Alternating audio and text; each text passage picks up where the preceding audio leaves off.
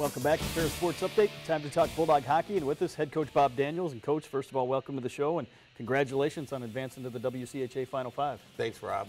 Yeah, we're very excited about it, and really proud of the kids to win this past weekend and be able to move on. I know it was a long road trip for you, 14 hours or so to Bemidji State, but a great weekend for the Bulldogs. You pull off the sweep, including the longest game in school history on Saturday night. Yeah, you know, overall it was a long weekend when you think about it. We were fortunate we won the series in 2 games, but in reality we played 3 games, knowing that how long we went into a third overtime on Saturday night to secure the victory. It was a happy group after the Saturday night game, obviously, but it was pretty subdued celebration because everyone was pretty tired. You know, certainly the longest game I've ever been involved with, and you know, as long as you go that long into a game, you might as well win it anyways. You go on the road as we go to the highlights of Friday night's game to open the weekend, and got off to a great start, got the first goal against Bemidji State on Friday night, and really helped kick off the weekend. Yeah, it did, and we had played them only 2 weeks prior and realized how important it was to get a lead on their team, because they're a very strong defensive team, and so it was great. We had 2 freshmen in on this goal, actually 3 freshmen, you know, that were in on that goal, and it was a great way to start the weekend. And you know, you can see we were playing great to start, and through we'll jump out to a 3-0 lead, and you can see it come up right here. This goes off of Gerald Mayhew for a 3-0 lead. And I did feel in the third period, though, we didn't handle the 3-goal lead very well. I felt like we came out stale in the third period. Right now we're probably down around the 7-minute mark and still 3-0.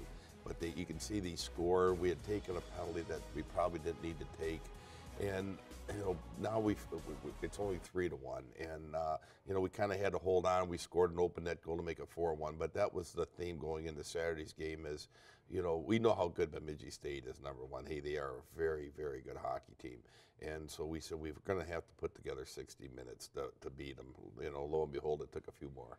The second time here you faced Bemidji State here in the last couple of weeks. How did it change from the regular season series to the postseason series? You know, not much changed for either team from the standpoint that we played them with 2 weeks to go in the regular season. Both teams were pretty well entrenched in their systems. We made some minor adjustments. I thought when we played them here at Ferris, we could have easily have won both games, and they came away with a win and a tie, and they could have easily, this past weekend, have won both games too, though. I mean, these 2 teams are very, very close. We knew going into this series it would be tight. The fact that C.J. Mott only let in 3 goals on the weekend, and really what amounted to 3 games, and then the power play came on. We scored 2 power play goals. That was a difference in the weekend. As we go to the Saturday night highlights, got off to another good start, took the first goal in the opening period. Yeah, again, that was a theme of ours, to get the lead, again, knowing how well Bemidji plays with it. That's one of our first power play goals, and you can see it's a nice goal in terms of redirected or deflected into the net by Drew Durantes here. So it was good to get a power play goal, nothing their goalie could have done about it. Here's another goal we scored. It just happens to be in our own net. It hits off of number 19, Drew Mayer's skate. You can see it's really going, it may even be a pass, but it's going wide of the target. It deflects off our own guy. Nice goal here by Justin Buzzio to put us back into the lead, which, as I said, we never trailed this weekend at all, which is great. And then we score again into our own net. This puck comes out, it hits number 25 stick, reaching for it, and we deflected into our own net again. So now it's 2-2. We scored 4 goals. This is the winning goal in triple overtime on the power play, and we've got a good net front presence there with Kyle Schemp, and he deflects it into the goal. Now, the common theme of all these goals is all the pucks were deflected, and I think that says how good both goalies played.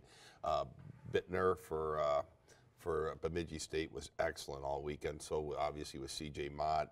And when you look at that game, 5 goals scored, all 5 of them were redirected. Not one shot beat a goalie clean, and I think that's why we went so far into overtime, that both goaltenders were that hot. What's it like to play in a playoff game like that that goes that long for both a coach and a player? Well, you know, for me, I can speak on behalf of the coaches. It was numbing. You know, it just, you felt like it was Groundhog Day, because each of the overtimes is a full 20 minutes. They have to come out, resurface the ice, and it starts becoming, I mean, the players got very quiet. By the time we were walking out for the third overtime, and both teams kind of go out the same entrance onto the ice, so we could hear both teams, and by that point, it was just, you know, almost like miners going down to the coal mine. It was quiet. They were just going to go out, and then they were going about their business. But, you know, in terms of adrenaline, it all wore off.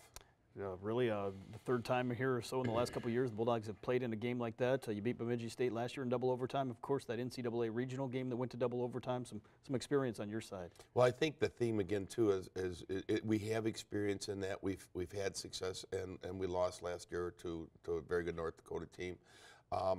But what usually is the underlying factor in that is when both goaltenders are playing really well, and it becomes very difficult to score. You now go into overtime. Generally, if the game's not decided in the first 5 to 10 minutes of overtime, there's a good chance as the energy levels start to come down, it's harder to create offense. It's a good chance it's going to go pretty late in the evening. This week, you move on to the WCHA Final Five, taking on Minnesota State, second straight trip to the semifinals. What does that mean for the Bulldog hockey program? Well, I'm really proud of that, and really proud of this year's team and seniors. And, you know, the people that have been following the team in this program know that, you know, we went through some tough times during the middle of the year. We had one time where we lost 7 straight games, and I give the guys credit for they never once turned on each other. It became a very business-like approach. We knew we could be a good team, but we had to get there. I think this is one of the great things for the kids to take away, a life lesson in terms of when things aren't going well, not to give up or point fingers. They just stayed on task, kept working hard. We were frustrated because we knew we had a pretty good team that we felt could achieve some milestones, and that was one milestone this past week, and I believe that's our first playoff victory on the road, our first series victory ever on the road. So, you know, in their own way, they made history here with the program, and we're very proud of them. 7-1-1 in your last 9 games going into the Final Five. Talk about the opponent, Minnesota State, as you get ready to take on one of the top teams in the country. Yeah, I think right now they're number 2. I could argue for them being number 1 in the country. They've beaten us 4 times this year. They're a great team, a tough opponent. We're looking forward to the opportunity of playing them in this situation.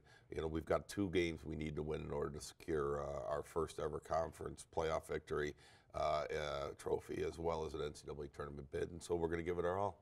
Coach, as you look at the 4 teams, talk about the 4 teams going into the Final Five and what type of hockey the fans will see. It's great. I mean, you've got 4 teams that are, the other 3 teams are all ranked, I believe, in the top 10. They're all going to get bids to the NCAA tournament. We're going to have to play ourselves in, but we're talking about a high level of hockey.